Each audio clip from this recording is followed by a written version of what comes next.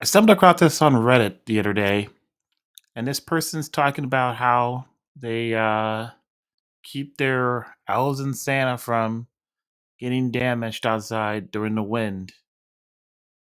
And that got me thinking, like, hey man, this is a great idea. I should totally be doing this too. So I'm gonna go ahead and set that up real quick.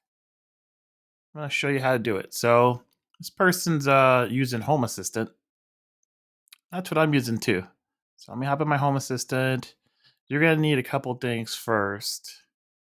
You're gonna need some kind of weather, either this one, not this one really. This was a free one, but this one doesn't really have the entities that you're gonna need. You're gonna need this one. That one works. Or whatever weather service you're gonna need, as long as you're getting the entities around wind speed. That's the key thing right there, wind speed. So hop in real quick, and then I'm gonna go set up on an automation side. Create a new automation. Give it a trigger, and the trigger is going to be wind speed.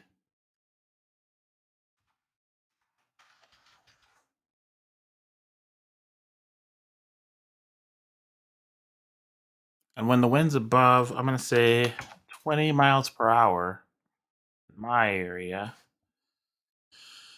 I'm going to want it to do, whoops, I'm going to want it to take some action then.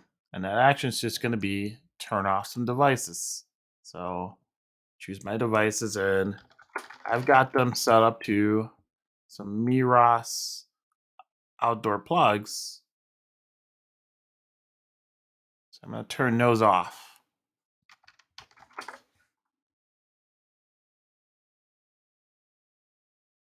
So it's pretty simple.